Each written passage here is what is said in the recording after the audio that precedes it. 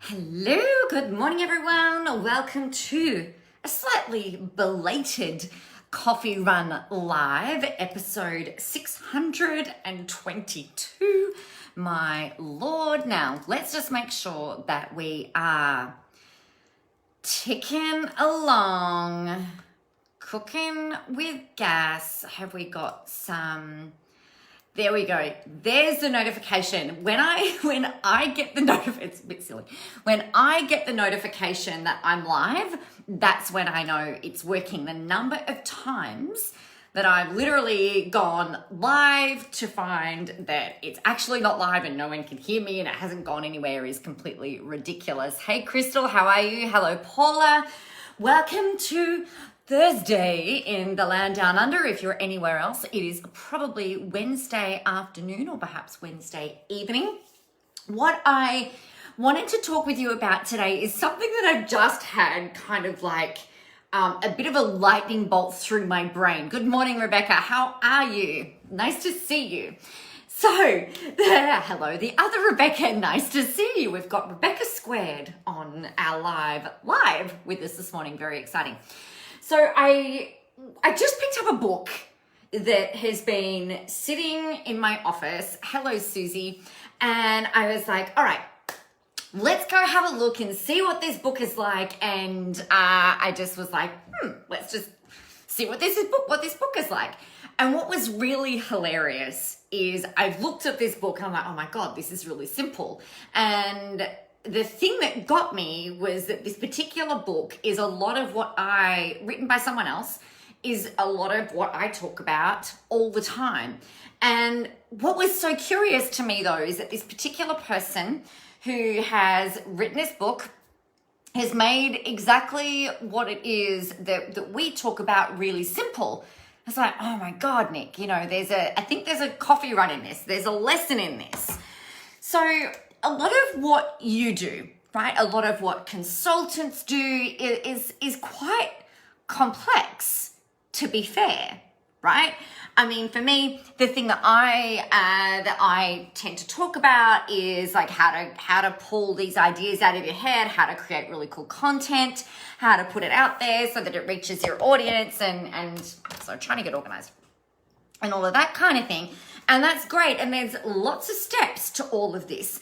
But when you see it kind of mapped out, right? It's like, oh, I get it now. This is not actually it doesn't have to be as complicated for your audience to absorb. So what we tend to do is we, in our heads, as business owners, as experts in what it is that we do, we know, right, that there is no quick fix to the stuff that we do, whether it's around learning how to trade, whether it's consulting, whether it's therapy, whether it's, I don't know, how to make candles.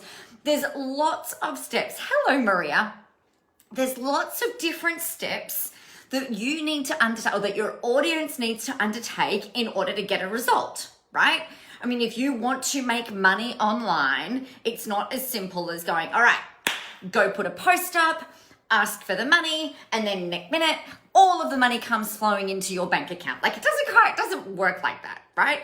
In order to sell something, you need to have an audience. And in order to have an audience, you need to be visible. And in order to be visible, you need to have platforms to be visible on. And then in order to be visible and connect with your audience, you need to create content that's valuable, that is helpful. And it kind of goes like this, right? It's this ongoing stream, if you like, of adding value, calls to action, being present, and this type of thing. Everything is codependent. But what I've kind of gone, this is interesting. You know that there's lots of steps in your process. What I would think about if I were you is going, okay, if you've got 5 steps or 4 steps through your whole process of what it is that you do with people, to make things really simple, what if you were to focus on, in terms of the content that you're going to create over, I don't know, the next couple of weeks, over the next couple of weeks, why don't you pick one area, just one, and I'm going to use the area today of storytelling, right?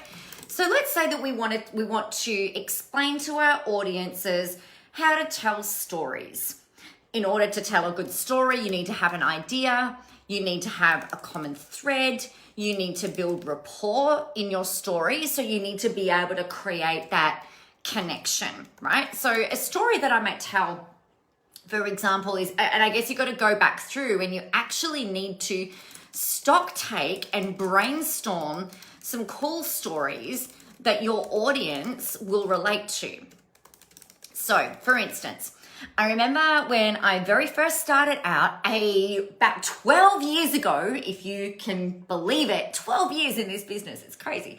But I remember that when I started this business, I was very much about personal branding, making sure that you could, kind of the same as it is now, but standing out from the crowd, being visible and being able to, whether you're online or in person, kind of create that, who's that type feeling when you come across someone in the room, right? You guys all know it. You've sat in rooms, you've sat in conference rooms, in dinners, in restaurants, in cafes, and someone walks in and it's like,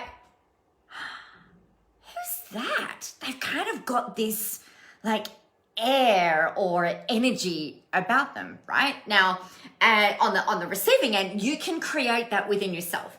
So what you need to do in order to be able to create that is find that inner confidence and that inner energy, if you like, that inner playfulness, almost like you freaking own the show. So one of the stories that I used to tell is, I remember being maybe about, 6 or 7 years old. And I remember my mum, I had a whole I had a whole I had many dress-up dresses. Okay, let's stop exaggerating, Nicola. I didn't have a literal ton of dresses. I had many dress-up dresses, but my favorite dress-up dress was this kind of like cute little dress that had little flowers on it. It was like a thin cotton material, and it had the doilies that your grandmothers probably used to put on their tables and sit their very lovely china on. What are they? The doily things, crochet, like the crocheted the crochet things, right? So it had these little crochet things on the edges of the sleeves, and it had this cute little belt tie up in the middle. And I remember wearing this dress with my click-clack shoes that would click-clack, 6 and 7 years old, click-clacking up our wooden hallway, feeling like a beautiful princess, right? Feeling gorgeous, feeling girly, feeling $1 million. In my way of languaging it these days. And so, that feeling of dressing up, that feeling confident, the feeling like I was the queen of fucking everything, but, not having that language at the age of 6 and 7, like feeling like I owned the world, like I was a princess or a queen or, someone really particularly fabulous. So one of the stories that I used to tell was that story, that feeling of wearing something that I felt amazing in, that I felt like the queen of fucking everything in, and feeling like I was just, unstoppable. I would imagine that I probably looked pretty radiant and pretty pleased with myself and pretty fantastic. I reckon I looked amazing back then, in my dress-up dress. And so what that does, most of my audience online and offline are women, right? And whether you're a male or a female, it doesn't matter. We tend to play dress-ups as kids. Even if you didn't play dress-ups as a kid, you can imagine playing dress-up as a kid, and you can imagine getting dressed in that costume and turning into a superhero, like turning into a literal superhero at the age of 6 and 7, turning into a princess. And so what that did, when I'm talking about, building confidence and tapping into a time where you felt like you were unstoppable, or a time where you felt fantastic, that might be a story that I would tell. So if I was to pick this particular this particular area of storytelling, I could teach people, how to pull stories out of your life that will connect and create rapport with your audience. We would need to stock take and brainstorm these stories that your audience can relate to, because it can capture them and it can engage them. And stories are one of the best ways of communicating, I guess, your values, who you are, your point of difference, how you can help people, and it demonstrates a transformation for people, right? That's what a story should do. So I looked at this book this morning and simplify, and I'm like, oh my goodness, I could write a whole book just on storytelling, which is just one segment of what I would overall do with most of my clients. I could do a whole segment, write a whole book around behavioral profiling. I could write a whole book, which I've done, about creating content out of your head, right? I could create a whole book on how to connect and find your audience online. So I think what we do, and what I really wanted to, I guess, hammer home today, is that as experts in your field, and as experts in client transformation, which is what you ultimately are, we can overcomplicate things for ourselves and for our audience. So the aim of the game here, and what I encourage you to think about, is how can you simplify your message and boil it down, or like just pull one thing out of what you do, go, all right, if I was to map out a process around that particular one thing, if I was to write a book about that particular one thing, what would that look like, and what would it do, and how would that work, and what would you bring in? And I suspect that if you were to do that and just make it super simple, that book would fly off the shelves. But it also makes it really easy if you're talking about that one focused thing for a period of time. It enables your audience to simplify it in their head as well, what you're trying to communicate. So if it's about reducing anxiety, if it's about making candles, if it's about creating a home business with only $50 in the account, it could be how to start a business with no money. It could be how to leverage social media. It could be how to write the best posts online ever. I don't know. Whatever it is that you do, you know what you do. Try and simplify. So here's the key. You are going to simplify and choose one area. And then what I want you to do is map out perhaps, let's say, 6 things that you can talk about only on that one area. Obviously, I want you to tell a story because, that's what I would like you to do. And then what I would love you to think about is, if you were to just talk about that for the next week or the next 2 weeks, what would you do if this was your whole focus for the next 2 weeks? What would you do? What would you talk about? What would you write? How would you communicate? So I'm going to put this in the notes in here. Give me 1 second. If you've got any questions, let me know. I know I've spoken very fast today. I've had a couple of meetings this morning and my tongue is just like... Lucky you guys all speak Nicola, isn't it? Lucky you speak fluent Nicola. So simplify and choose one area.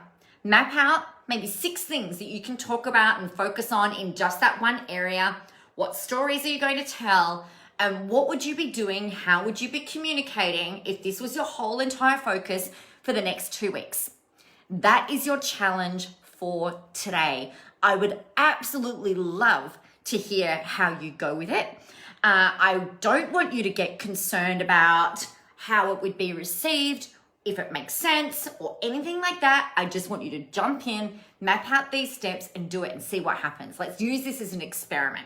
Sound good? Awesome. All right. I am going to love you and leave you. I trust that you will have a very fantastic, awesome and amazing Thursday or Wednesday night if you are not in our Australian version of the world.